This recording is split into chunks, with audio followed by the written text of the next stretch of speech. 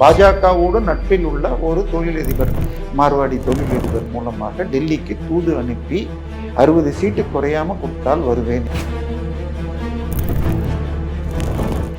அமித்ஷா முன்னால அந்த தொழிலதிபரோடு பேசி அவர் பேசினா நான் சொன்ன மாதிரி தான்.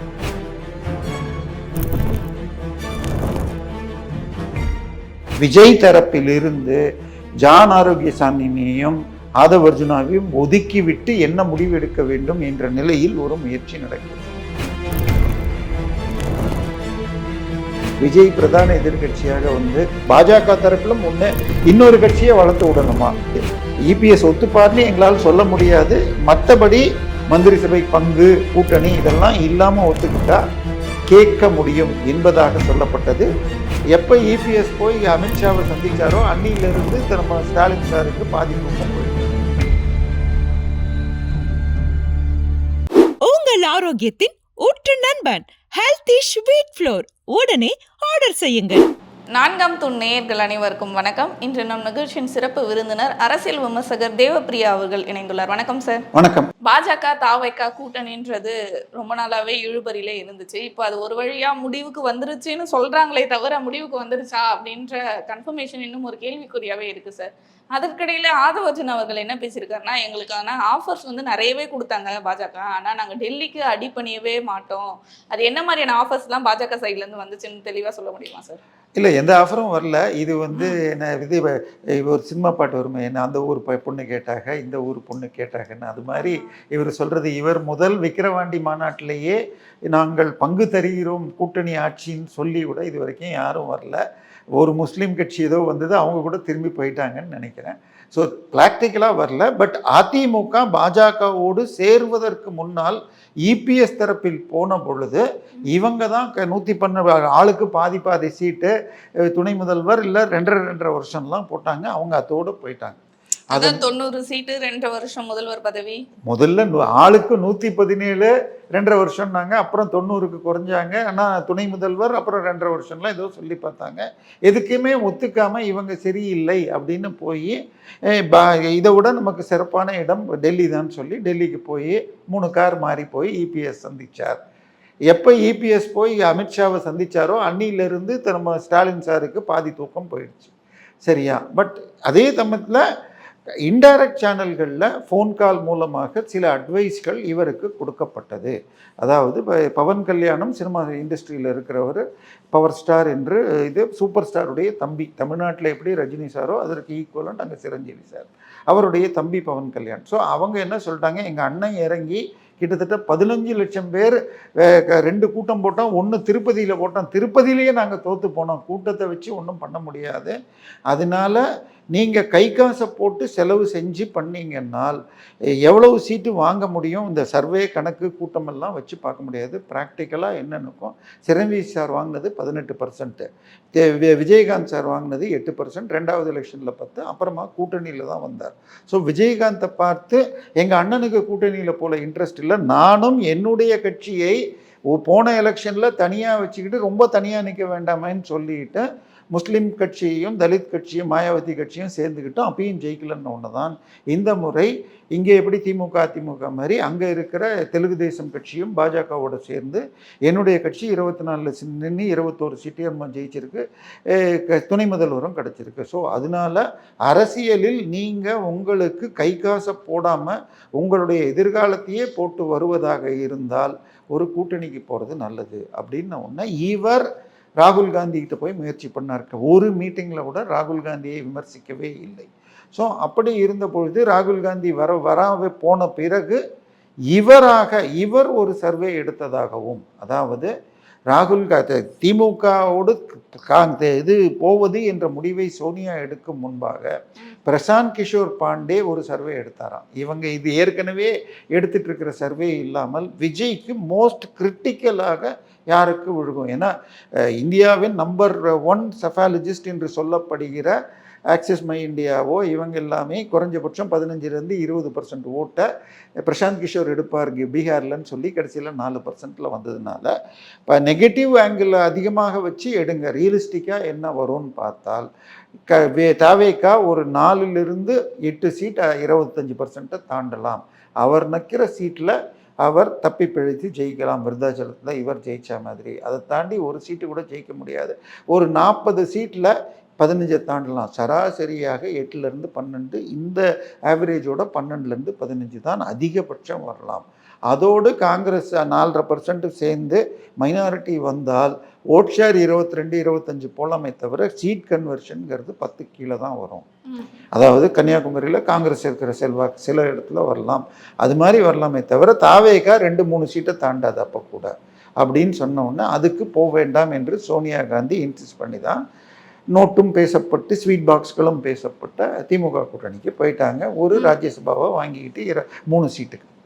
அப்புறம் இவர் மீண்டும் இவராக ஃபோன் பண்ணார். இந்த முறை பவன் கல்யாண் பேசல, இவராக ஃபோன் பண்ணி அண்ணே நீங்கள் அப்போ சொன்னீங்களே இப்போ நான் வர முடியுமா?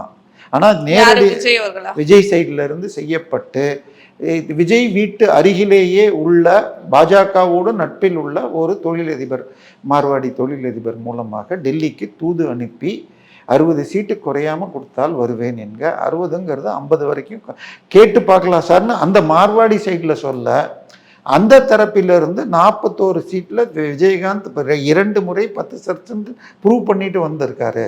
ஸோ 41ஓட ஒரு 3-4 41ன்னு அவர் செலக்ட் பண்ணுறதுக்கு காரணம் அவருக்கு ஜோதிடம் படியாக 5 ராசியான எண், அதனால 45. இப்போ அதே பிஜேபியோடு நின்னப்போ 23 எம்பி சீட் வாங்கி 2, 3, 5ன்னு நின்னார். அது மாதிரி 5ங்கிறது இப்போ உங்களுக்கு ராசி என்னன்னு வச்சு 41லேருந்து 43, 44 அந்த ரேஞ்சில் 45 வரை பார்க்கலாம். ஆனால் இது இபிஎஸ் ஒத்துப்பார்னு எங்களால் சொல்ல முடியாது. மற்றபடி மந்திரி சபை பங்கு கூட்டணி இதெல்லாம் இல்லாமல் ஒத்துக்கிட்டா கேட்க முடியும் என்பதாக சொல்லப்பட்டது. ஃபோனும் விஜய் தரப்பில் என்ன உங்களை நான் நம்ப முடியாது, விஜய் எதற்கும் யாரும் சந்திக்கவே முடியல அப்படின்னு சொல்லி செங்கோட்டையன் தரப்பில் மற்றவர்கள் கான்டாக்ட் பண்ணப்போ நானே பேச முடியலன்னு சொல்லியிருக்காரு. அப்படின்னா விஜயே அமித்ஷா முன்னால் அந்த தொழிலதிபரோடு பேசி அவர் பேசினா நான் சொன்ன மாதிரி தான் அப்படின்னு சொல்ல, அமித்ஷா இல்லைன்னா அமித்ஷாவுக்கு ரைட் ஹேண்ட்னு வச்சுக்கோங்க, இந்த ஆஃபர் சொல்லப்பட்டது. ஆனால் இபிஎஸ் அதற்கு இன்னும் முழுமையாக ஒற்றுக்கொள்ளவில்லை. ஆனா விஜய் அவர்களே தான் நீங்க போய் கூட்டணிக்காக நான் வரேன்ற மாதிரி அப்படிங்கிற மாதிரி நாங்க கூட்டணியே பேச்சுவார்த்தை இல்லம்மா, கேமரா முன்னாடி சொல்வது எல்லாமே உண்மையாக இருக்கணும்னு அவசியம் இல்லை. விஜய் தரப்பிலும் அந்த சர்வே, ஏன்னா பிரசாந்த் கிஷோர் பாண்டே அவருக்கும் வேண்டிய அந்த சர்வே ரிசல்ட்ஸை கொடுத்துருக்காங்க. அடுத்ததாக விஜய் கட்சிக்காக வேட்புமனு இது நிற்கிறதுக்கு கேட்டப்போ 50,000 பேர் 100 ரூபாய்க்கு வாங்கினாங்க. ஆனால் திருப்பி வந்த இது 4980, அதில் 30% பேர் தான் 10,000 ரூபாய்க்கு டிடி எடுத்தாங்க. அதில் 60% பேர் சூஸ் பண்ணி இவங்கெல்லாம் ஓரளவுக்கு சூஸ் ஆவாங்கன்னு 3 நாள் முன்னாடி நடந்ததில் ஒரு 15 பேர் கூட வேட்பாளருக்கு தகுதியானவர்களாக விஜய்க்கே அல்லது விஜய் அந்த எடுத்த புசி அனந்த் ஆதவர்ஜுனாக்கே திருப்தி இல்லை அப்படின்னு சொல்லப்படுது. ஏன்னா அவங்களே தாவைக்கு என்ன சொல்றாங்கன்னா நாங்க டெல்லிக்கு அடி பண்ணிய மாட்டோம்ன்ற மாதிரி சொல்றாங்க. இதற்கடுத்து பாத்தீங்கன்னா பாஜகவும் விடாம தாவைக்கா கூட கூட்டணி பேச்சு பாஜக இப்பொழுது முயற்சி செய்யவில்லை. இப்பொழுது செய்யப்பட்ட முயற்சிகள் விஜய் தரப்பில் இருந்து ஜான் ஆரோக்கியசாமியையும் ஆதவர்ஜுனாவையும் ஒதுக்கிவிட்டு என்ன முடிவு எடுக்க வேண்டும் என்ற நிலையில் ஒரு முயற்சி நடக்கிறது. ஆனா இதற்கு முன்னாடி வரைக்கும் பாஜக முயற்சி செஞ்சாங்களே, அப்ப இந்த ஒரு பாஜக நேரடி முயற்சி செய்யவில்லை. பர்சனலாக இவர் ஒரு ஃபிலிம் இண்டஸ்ட்ரியிலே இருக்கீங்க. இப்ப நீங்களே வேற ஒரு சேனலை பார்த்தா என்ன உங்களுக்கு என்ன ஓடிச்சு நம்பர் கொடுங்கன்னு கேட்பீங்க இல்லையா?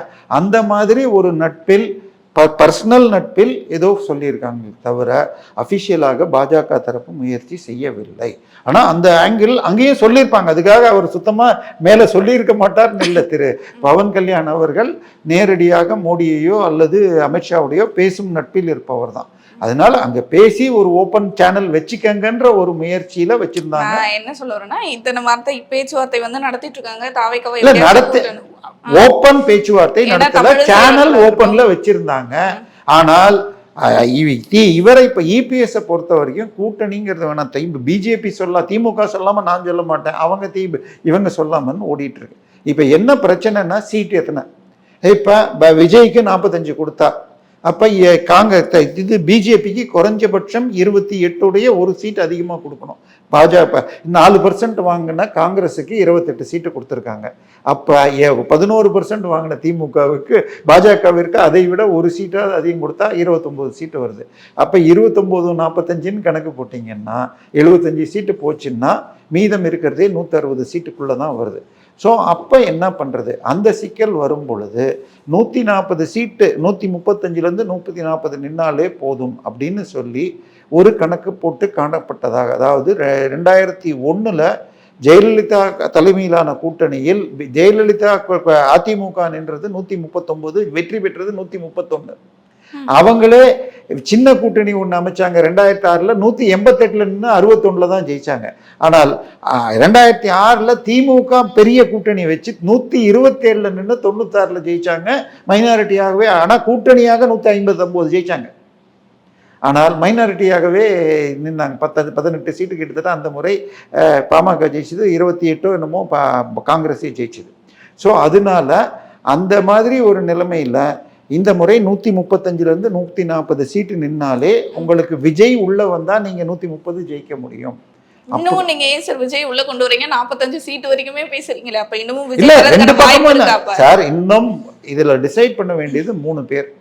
பாஜக தரப்பிலிருந்து மோடியோ அமித்ஷாவோ, இபிஎஸ் தரப்புல இபிஎஸும் வேலுமணியும், இந்த தரப்புல விஜயும் அவருடைய உள்வட்டத்தில் யாரோ ஒருவர்னு வச்சுக்கோங்க. விஜய் தான் இன்னமும் வர வாய்ப்பு இருக்கு. அப்ப விஜய் அவர்கள் என்னை பொறுத்த வரைக்கும் இன்னைக்கு 30% வாய்ப்பு இருக்குமா கடைசி நாள். அதாவது பிஜேபியோட ஸ்டைல் எப்படின்னா, இன்னைக்கு சினிமா தியேட்டர்ல முன்னாடியெல்லாம் 15 படம் ரிலீஸ் ஆகும் பெரிய இதுனா. இப்பெல்லாம் 2-3 படம் தான் ரிலீஸ் ஆகுது.